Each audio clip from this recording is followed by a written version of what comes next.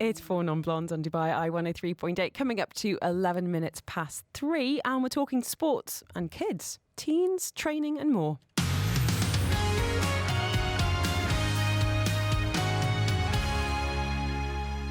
In the studio now, Coach Robert Graham, a former world-class professional athlete himself. He now runs a training academy right here in Dubai called Pure Sprint and is developing the next generation of athletes. Now, we've had some recommendations for you, Coach, which is why you're in the hot seat right now. We've had a previous guest going, you have to get Coach Rob on. He's doing amazing things for the kids.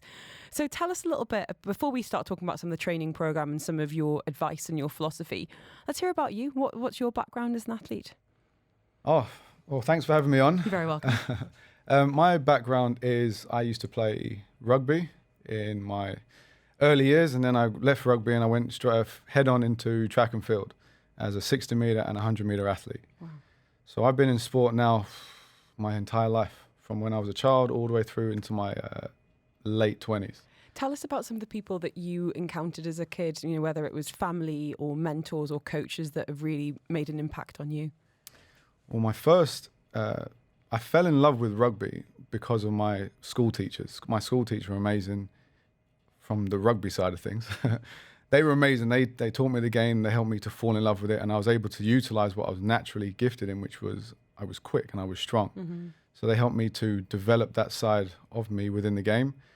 And then into track and field, I loved that even while I was playing rugby. My idol at the time was Linford Christie. And 1992. Exactly. So when I became a more accomplished athlete, Linford actually ended up becoming my coach. Wow. Yeah. So it was like meet your hero kind of thing. Train Positive with your hero. Mental attitude. Yeah.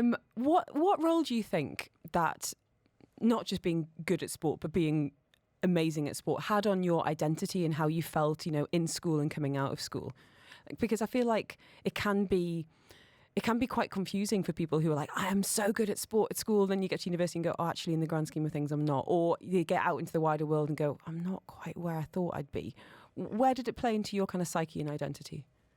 Well, that's a very good question. When you're in like your school setting and you're a good sports person, it's easy to get complacent and arrogant. And then when you step into like a wider pool, a deeper pool, there's just as many talented people as you are fighting for the same positions. Mm-hmm. So it can be a bit of a wake-up call. But then what you need to learn, and it depends on your coach as well, you need to develop that grit, that work ethic, that like kind of never say die kind of attitude. Mm-hmm.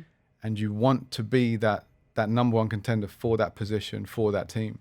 So you do have to kind of put everything you thought you were on the back burner and start again from zero and really put the work in, yeah. Something I find really interesting with really talented people who do work really hard, I mean, obviously there's a natural aptitude for a lot of athletes, is what next? Because when you look at sports people, it's like, okay, that career is not going to be necessarily taking you through. And I think you're a really good example of taking that passion and then fostering the next generation, which is exactly what you're doing with Pure Sprint. But a lot of people find they really lose their way after having a career in sports. Is that something you've seen?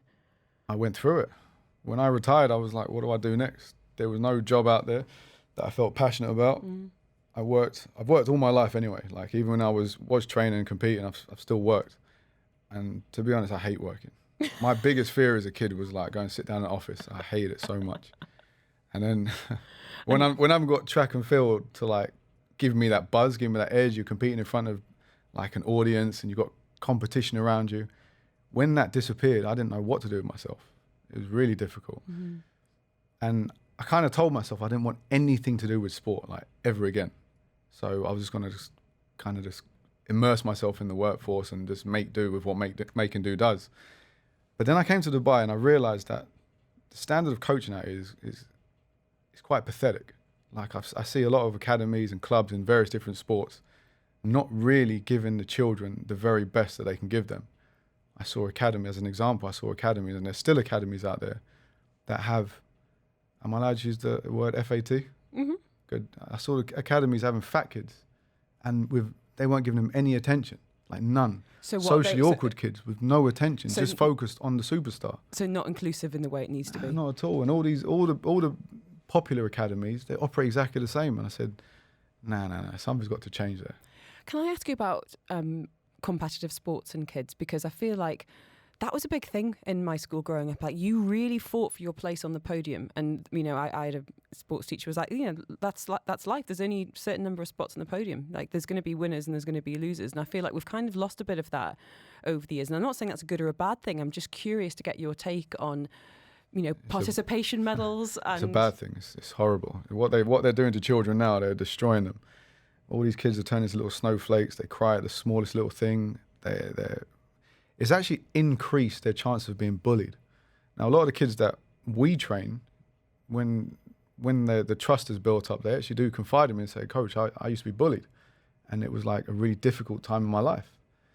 So my thing is to develop the confidence in them so that they may not be the best at their sport. They may not be the biggest or the fastest or have any athletic ability whatsoever. But the way we train them is to give them those attributes. And naturally, the confidence starts to come through. And exists away from that sporting setting as well. 100%, yeah. Joining us in the studio this afternoon, we've got Coach Robert Graham. He's with us from Pure Sprint. We're going to be talking about that programme next. And we've also had some messages on the text line. So if you want to get his take on competitive sports, I'm curious about pushy parents and kind of towing that line as well. Something we've got a bit of an issue with here in Dubai. Oh, he looks delighted at this topic. We are going to be talking about that next. And avoiding injury in teens and kids. You know, what do we need to know before they put their trainers on? More of Afternoons with Helen Farmer is coming up next on the UAE's #1 talk